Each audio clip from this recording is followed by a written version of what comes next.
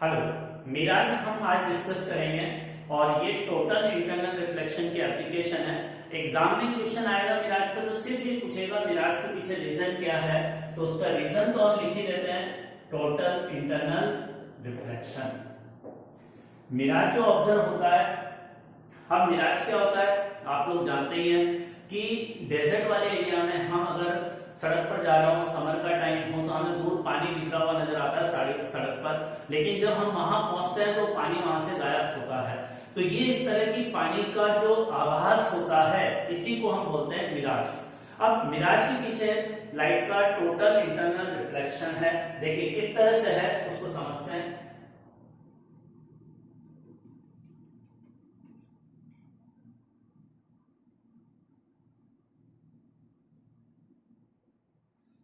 अब देखो ये हमारी अर्थ जो सरफेस है उसके ऊपर ये एटमॉस्फेयर होता है। एटमॉस्फेयर की अलग अलग लेयर होती है और इस अलग अलग लेयर का टेम्परेचर भी अलग अलग होता है।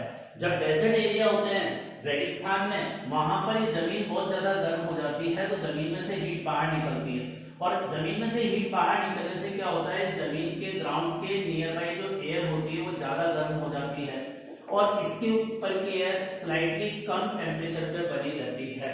तो जो जमीन के कांटेक्ट में या उसके ऑलमोस्ट नियर बाई एयर है उसका टेम्परेचर हाई हो जाता है और उसके ऊपर की एयर का टेम्परेचर कम हो जाता है। अब देखो यहाँ अगर टेम्परेचर कम है तो यहाँ एयर की डेंसिटी ज्यादा होगी, जिससे ये रीजन डेंसर मीडियम बन जाता है और ये रीजन रेयर मीडियम बन जाता है। ये डेंसर मीडियम, ये रेयर मीडियम बन जाता है। अब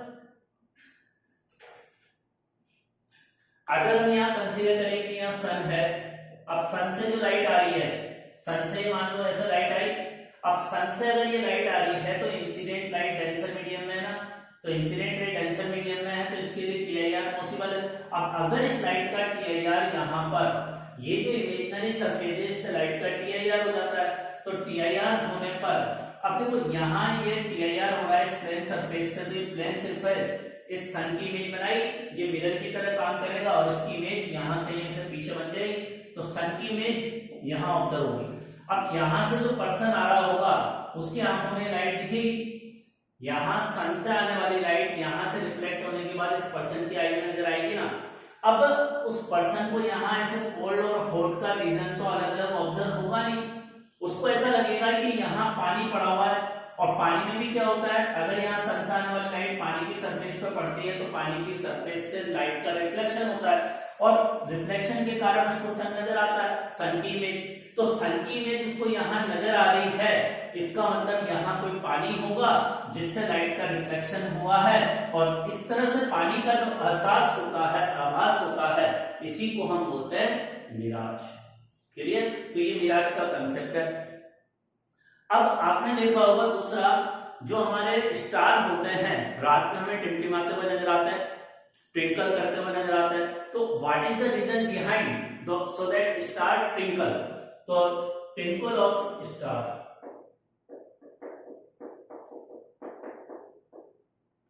अब देखो ट्विंकल ऑफ स्टार है का मतलब है हम जब अर्थ की सरफेस से देखते हैं यहाँ पर जैसे स्टार है तो ये कभी हमें यहाँ नजर आता है, कभी यहाँ नजर आता है, कभी यहाँ नजर आता है। स्टार अपनी पोजीशन चेंज करता हुआ हमें ऑब्जर्व होता है, मतलब एक तरह से वाइब्रेटिंग मोशन करता हुआ ये हमें नजर आता है। इसका रीजन यह है, स्टार से हमारी अर्थ की सरफेस तक जब लाइट पहुंचती है, स्टार में से निकलने वाली लाइट हमारी अर्थ की सरफेस पर पहुंचती है, तो अर्थ की सरफेस पर जो एटमॉस्फेयर उसकी अलग अलग लेयर और वहां से आने वाली लाइट का हर लेयर से रिफ्रैक्शन होता है, तो उसके पाथ में डेविएशन होता है।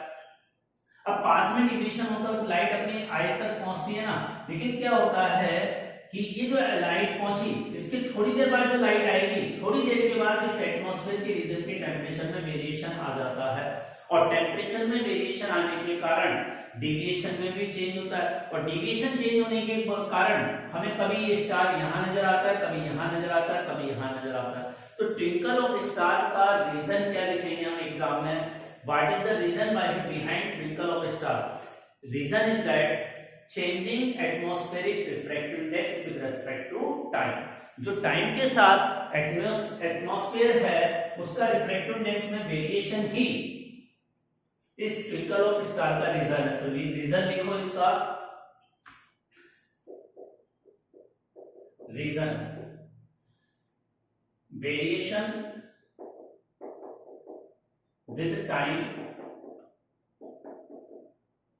इन रिफ्रैक्टिव इंडेक्स ऑफ एटमॉस्फेयर।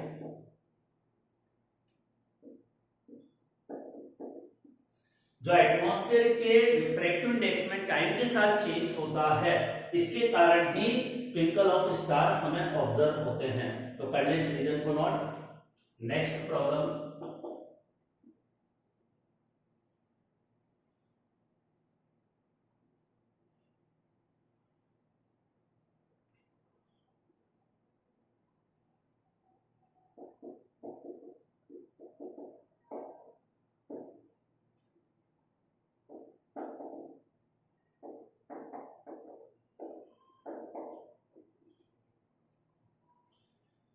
अब देखिए लाइट इस तरह से हमें दे रखी है, ये लाइट यहाँ पर ऐसा आती है, लिक्विड में एंटर करती है और लिक्विड के ऊपर यहाँ एयर है, और जब इस बाउंड्री पर पड़ती है तो ये रिफ्लेक्टेड लाइट सरफेस के, लिक्विड की सरफेस के पैरेलल हो जाती है। तो हमें ये कैलकुलेट करना है what is the refractive index of this liquid.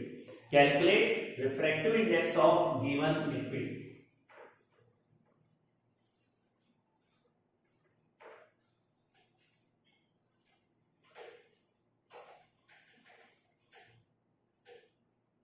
इस लिक्विड का रिफ्रैक्टिव इंडेक्स निकालना है। देखिए सॉल्यूशन कैसे करेंगे, वापस से यहां ये डेंसर मीडियम में है लाइट और रेयर मीडियम में लाइट 90 डिग्री एंगल बना रही है सरफेस के पैरेलल होने का मतलब, तो इसका मतलब ये वाला जो एंगल है यही क्रिटिकल एंगल के इक्वल है, तो यहां से क्रिटिकल एंगल आ जाएगा। अब देखो अगर ये एंगल क्रिटिकल एंगल C के बराबर है तो ये लाइन और ये लाइन पैरेलल है, तो ये वाला एंगल भी C के इक्वल होगा। अब इस ट्रायंगल में हम, ये 3 4 5 का ट्रायंगल है, मुझे म्यू निकालना है, तो साइन C बराबर क्या होता है 1/म्यू। तो मुझे इस ट्रायंगल से साइन C निकालना है।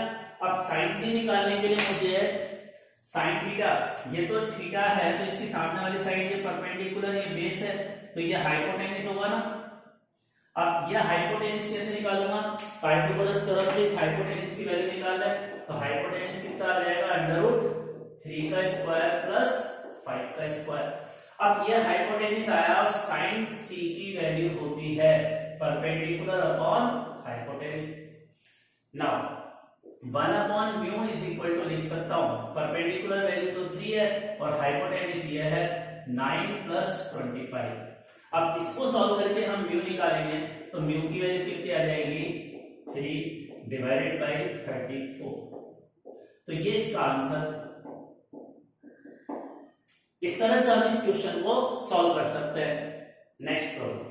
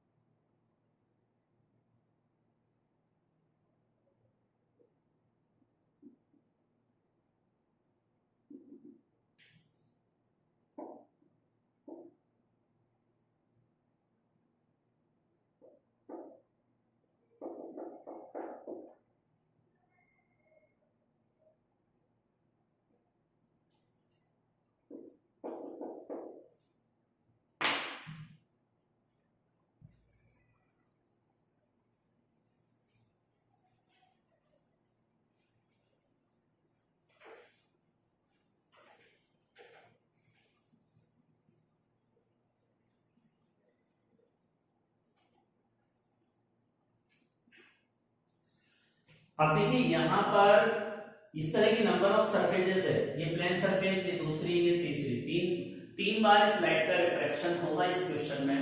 3 सरफेसेस है लेकिन तीनों सरफेस एक दूसरे के पैरेलल है। अब यहाँ बीच में जो रिफ्रैक्टिंग सरफेस है ना, इसका रिफ्रैक्टिव इंडेक्स है बट ये हमें गिवन नहीं है, ये भी रिफ्रैक्टिव इंडेक्स गिवन नहीं है और हमें थीटा की वैल्यू निकालनी है। अब इस थीटा को निकालने के लिए अगर इस तरह से जो मीडियम को सेपरेट करने वाली बाउंड्री है एक दूसरे के पैरेलल हो, तो हम स्नेल्स लॉ इस पॉइंट और इस पॉइंट पर डायरेक्ट लगा सकते हैं, बीच में कोई भी मीडियम भरा हो। और यहाँ पर ये जो एंगल ऑफ थीटा होगा ना, ये μ1 μ2 की वैल्यू पर डिपेंड भी नहीं करेगा। अब देखो स्नेल्स लॉ सीधा कैसे लगाएंगे, ए और बी पॉइंट पर, ए और बी पॉइंट के बीच में हम स्नेल्स लॉ ऐसे लगा सकते हैं, ए पॉइंट के इस तरफ मीडियम है 2, तो 2 इंटू साइन इस मीडियम में जहां मैंने रिफ्रैक्टिव इंडेक्स 2 लिया है उस मीडियम में एंगल कितना है 30, तो 30 लिख दिया, इज इक्वल टू, अब बी पॉइंट के उस तरफ वाला मीडियम 4/3 है तो यहां 4/3 लिखूंगा। अब 4/3 जिस मीडियम में रिफ्रैक्टिव इंडेक्स है उसका थीटा लिखेंगे, तो वो थीटा है sin थीटा। अब इसको सॉल्व कर लो, अपना आंसर आ गया। तो sin थीटा किसके इक्वल आया 3/4, तो theta is equal to answer लिख सकते हैं sin इनवर्स 3/4। तो इस तरह से हम कोई भी दो पॉइंट के बीच में डायरेक्ट स्नेल्स लॉ लगा सकते हैं, बट उसकी कंडीशन है ये सारी सरफेसेस जो मीडियम को सेपरेट कर रही है दैट शुड बी पैरेलल। यहां पर अभी मैंने दो सरफेसेस बनाई है लेकिन दो की जगह एक हो या 100 हो, हम सीधा स्नेल्स लॉ स्टार्टिंग और एंडिंग पॉइंट के बीच लगा सकते हैं, और बीच में कौन सा मटेरियल भरा हुआ है उसके रिफ्रैक्टिव इंडेक्स पर आंसर ही डिपेंड नहीं करेगा, उसके रिफ्रैक्टिव इंडेक्स पर आंसर डिपेंड नहीं करेगा। तो ये अपना एक रिजल्ट हुआ।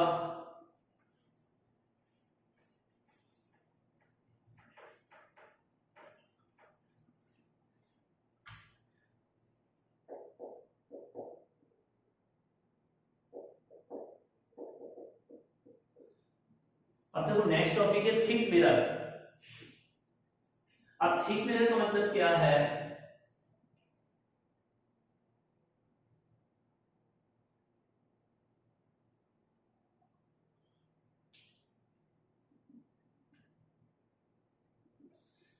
ये थिक मिरर है, इसके सामने यहाँ एक ऑब्जेक्ट रख दिया, सॉरी इसकी थिकनेस 10 सेंटीमीटर है, क्वेश्चन लिख लेते हैं।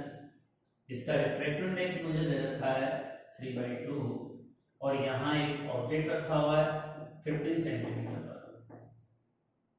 ये 15 सेंटीमीटर का ऑब्जेक्ट है, मुझे इस ऑब्जेक्ट की फाइनल इमेज की पोजीशन बतानी है कहाँ होगी। देखो इस वाली सरफेस से तो क्या होगा, लाइट का रिफ्रैक्शन होगा, और इससे ये वाली सरफेस जो है इससे लाइट का मिरर है, मिरर की तरह रिफ्लेक्शन होगा।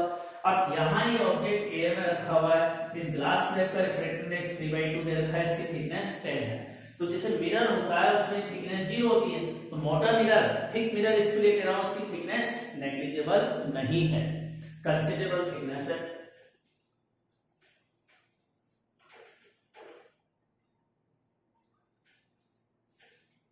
अब ये थिक मिरर है तो लिखें क्वेश्चन के language, find position of final image, position of final image. आप ये बता सकते हो इस ऑब्जेक्ट की टोटल कितनी इमेजेस बनेगी।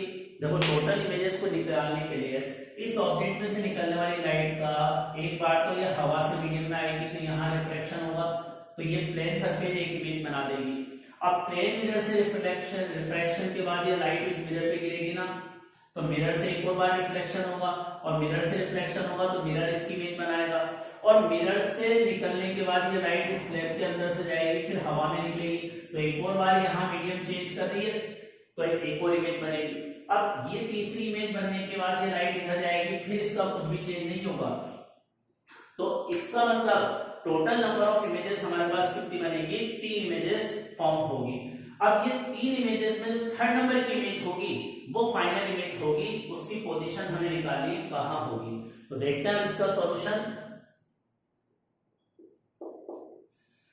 देखो सबसे पहली इमेज इस AB सरफेस से बन रही है ना, तो AB सरफेस के लिए हमारा प्लेन सरफेस से ऑब्जेक्ट की इमेज कहां बनती है, उसके लिए फॉर्मूला यह है, तो AB सरफेस से हम इमेज फॉर्मेशन करेंगे इस फॉर्मूले से। तो D1 की वैल्यू इस सरफेस के लिए ऑब्जेक्ट कितनी डिस्टेंस पर है 15, तो 15 लिख देंगे। μ1 की वैल्यू यहां जब इस तरफ लाइट जा रही है तो ये μ1 है और ये μ2 है, तो μ1 तो ये, तो μ1 की वैल्यू तो 1 और μ2 की वैल्यू है हमारे पास 3/2 के इक्वल। अब ये सारी वैल्यूज इसमें रखकर D2 निकालें, तो D2 क्या आ जाएगा 10 × 3/2, तो कितना आ गया है 15। तो पहली इमेज 15 सेंटीमीटर पे बनेगी, और जैसा हम जानते हैं ऑब्जेक्ट अगर इस सरफेस के इधर है तो इसकी इमेज भी उसी तरफ बनेगी। तो इस ऑब्जेक्ट की इमेज यहां कहीं बन जाएगी I1 और ये डिस्टेंस 15 होगी। क्लियर। अब सेकंड, जो ये सरफेस इमेज बनाएगी उसके बाद ये लाइट मिरर पे गिर रही है, तो मिरर के लिए ऑब्जेक्ट कौन सा होगा? जो इस सरफेस ने इमेज बनाई है I1 वो मिरर के लिए ऑब्जेक्ट होगा। तो मिरर के लिए ऑब्जेक्ट कौन सा है? For mirror object is I1। Mirror के लिए ऑब्जेक्ट कौन सा है? I1। और I1 मिरर से कितनी डिस्टेंस पर है? I1 की 15 सेंटीमीटर डिस्टेंस इस सरफेस से, मिरर से कितनी होगी?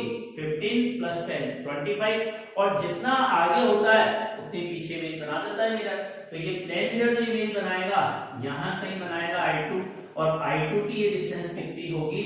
25। ये I2 की डिस्टेंस 25 पर, तो मिरर ने इमेज 25 पर बना दी। अब मिरर से टकराने के बाद ये लाइट दोबारा AB सरफेस पे गिर रही है, तो सेकंड टाइम AB सरफेस से हमें रिफ्रैक्शन कंसीडर करना होगा। अब AB सरफेस से अगर हम रिफ्रैक्शन कंसीडर करते हैं अगेन, तो क्या लिखते हैं? Second refraction from AB surface. अब AB सरफेस से हम एक और बार रिफ्रैक्शन कंसीडर करेंगे। जब सेकंड टाइम रिफ्रैक्शन करेंगे तो ये कंसीडर फॉर्मूला लगाएंगे, लेकिन सेकंड टाइम के लिए इस सरफेस के लिए ऑब्जेक्ट कौन सा होगा? ऑब्जेक्ट होगा ना I2, जो मिरर ने इमेज बनाई है वो इसके लिए ऑब्जेक्ट की तरह काम करेगा। सेकंड रिफ्रैक्शन के लिए जो मिरर ने इमेज बनाई है वो ऑब्जेक्ट I2 की तरह काम करेगा। अब ये फॉर्मूला लगाएंगे तो इसमें पैरामीटर क्या होंगे?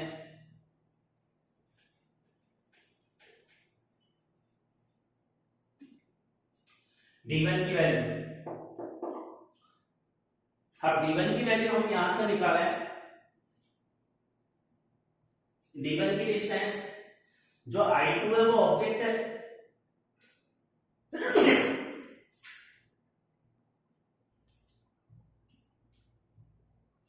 अब देखिए यहां पर D1 की वैल्यू हम क्या लिखेंगे? जब मैं AB सरफेस से रिफ्रैक्शन कंसीडर कर रहा हूं तो AB सरफेस से के लिए ऑब्जेक्ट I2 है, और I2 ऑब्जेक्ट की AB सरफेस से डिस्टेंस क्या होगी? 25 प्लस 10। तो D1 की वैल्यू होगी 25 प्लस 10। अब देखिए यहां पर जब लाइट इस तरह से इंसिडेंट हो रही है, इससे जब सेकंड टाइम रिफ्रैक्शन कंसीडर कर रहे हैं, लाइट इधर से आ रही है, तो ये μ1 मीडियम होगा, यह μ2 मीडियम होगा। तो μ1 की वैल्यू हम क्या लिखेंगे? 3/2 और μ2 की वैल्यू 1। अब इसको रखकर हम आंसर कैलकुलेट करेंगे इस फॉर्मूले से। तो d2 इज इक्वल टू क्या आएगा? d1 तो है 35, μ2 है 1 और यह है 3/2, तो ऊपर चला जाएगा, तो कितना आ गया? 70 डिवाइडेड बाय 30। ये फाइनल इमेज की पोजीशन है, और 70/3 जो फाइनल पोजीशन होगी वो किस तरफ होगी? इस AB सरफेस के लिए ऑब्जेक्ट इधर था I2, तो इस तरफ था तो इमेज भी इधर होगी, और ये जो इमेज की डिस्टेंस है 70/3 यह इस AB सरफेस से ही मेजर होगी, और AB सरफेस से कितना है ये? अप्रोक्सीमेट में 2.23 पॉइंट समथिंग। अब 23 35 से कम होगा तो यहां कहीं इमेज बनेगी है I3, और I3 की ये वाली डिस्टेंस हमने निकाली कितनी? 70 डिवाइडेड बाय 30। ये अपना आंसर। तो हमारी जो आंसर होगा 70/3 डिस्टेंस कहां से होगी? फ्रॉम सरफेस AB सरफेस के लेफ्ट में इतनी डिस्टेंस पर फाइनल इमेज बनेगी। ये इस क्वेश्चन का सॉल्यूशन। तो देखिए आगे मैं एक बार एक्सप्लेन कर रहा हूं। यहां मैंने ऑब्जेक्ट रखा, ऑब्जेक्ट से लाइट निकलेगी, यहां एक बार रिफ्लेक्शन होगा, फिर मिरर से रिफ्लेक्शन होगा, मिरर से रिफ्लेक्टेड लाइट एक और बार इस AB सरफेस से पास होगी। तो AB सरफेस के हम दो बार रिफ्लेक्शन का फॉर्मूला लगाएंगे, एक बार मिरर का फॉर्मूला लगाएंगे और उससे आंसर कैलकुलेट करेंगे।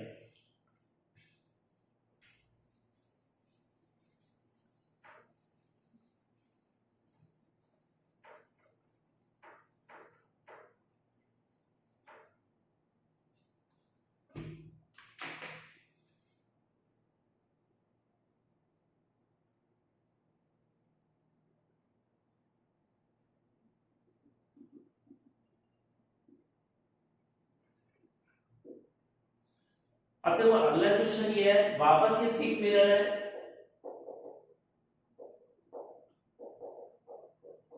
अगेन ये थिक मिरर है, इसके सामने एक ऑब्जेक्ट रखा हुआ है। अब अभी मैंने पिछली क्लास में बताया था, पिछले एग्जांपल में, कि अगर ये ऑब्जेक्ट यहां रखा हो तो इसकी टोटल 3 इमेजेस बनेगी। लेकिन टोटल 3 इमेजेस बनेगी तब जब ये हमने एबी सरफेस, जो रिफ्लेक्टिंग सरफेस है ना, ये 100% रिफ्लेक्टिंग सरफेस हमने कंसीडर की थी। अगर ये एबी सरफेस 100% रिफ्लेक्टिंग सरफेस हो तो नंबर ऑफ इमेजेस 3, लेकिन अगर इस सरफेस से पार्शियली रिफ्लेक्शन भी हम कंसीडर करें तो नंबर ऑफ इमेजेस इनफाइनाइट होगी।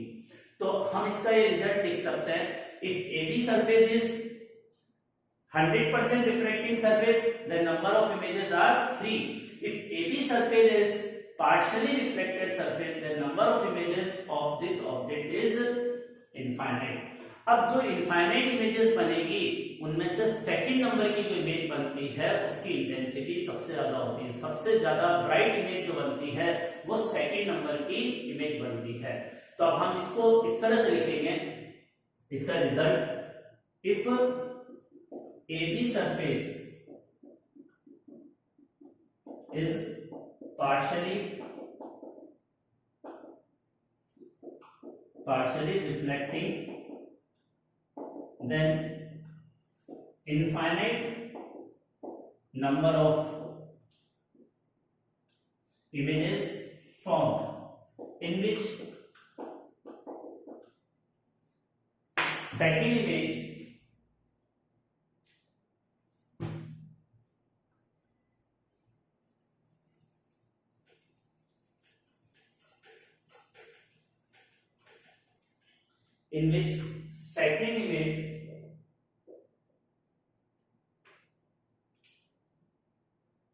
have largest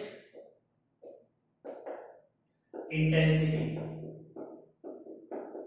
जो सेकंड इमेज होती है उसकी मैक्सिमम इंटेंसिटी अगर होती है, ये होती है। अब इसको हमें एक्सप्लेन करना है कि कैसे होती है। तो देखिए, एक्सप्लेन करने के लिए यहां जैसा ऑब्जेक्ट है इसमें से लाइट आएगी, ठीक है, ये ऑब्जेक्ट में से लाइट आ रही है इस तरह से। अब यहां लाइट आएगी तो यहां गिरने के बाद लाइट का कुछ पार्ट रिफ्लेक्ट होगा और कुछ रिफ्रैक्ट होगा, ठीक है। यहां से जो लाइट आई उसका कुछ पोर्शन रिफ्लेक्ट हुआ, और लेकिन ये रिफ्लेक्टिंग नहीं है सरफेस, ये रिफ्लेक्टिंग सरफेस है तो बहुत कम लाइट रिफ्लेक्ट होती है।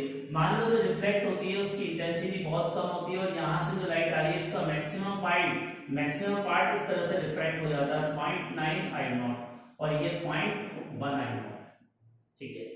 हम ये मानते हैं कि 90% लाइट यहाँ जो इंसिडेंट होती है ना उसका रिफ्रैक्शन होता है और 10% लाइट ही रिफ्लेक्ट होती है, ठीक है। अब यहाँ जो लाइट रिफ्लेक्ट हुई है उस ये मिरर पे गिरेगी तो यहाँ रिफ्लेक्शन होगा ऐसे। अब ये लाइट रिफ्लेक्ट होगी तो इसकी इंटेंसिटी तो वही होगी 0.9 I0। अब वापस यहाँ जब लाइट गिरेगी, यहाँ लाइट इंसिडेंट होगी तो इसका इस सरफेस पर वापस पार्शियली रिफ्लेक्शन और पार्शियली रिफ्रैक्शन होगा। और मैंने भी बताया था कि क्या ज्यादा होता है, इस एबी सरफेस में क्या है, रिफ्रैक्शन की ज्यादा है, तो इधर ज्यादा लाइट पहुंचेगी ना। मान लो इधर लाइट पहुंची 0.8 I0 और इधर पहुंची 0.1 I0 के बराबर, तो यहाँ लाइट जो पहुंची उसकी इंटेंसिटी कितनी है 0.8 I0। तो ये वाली लाइट पहली लाइट थी जो बाहर निकली, और ये लाइट दूसरी लाइट है जो बाहर निकली, ये दूसरी लाइट है बाहर निकली। अब यहाँ ये लाइट पड़ेगी, ये गई लाइट, फिर यहाँ से 100% रिफ्लेक्शन हुआ 0.1 I0। अब यहाँ दोबारा लाइट पड़ेगी तो वापस पार्शियली रिफ्लेक्शन और पार्शियली रिफ्रैक्शन होगा ना।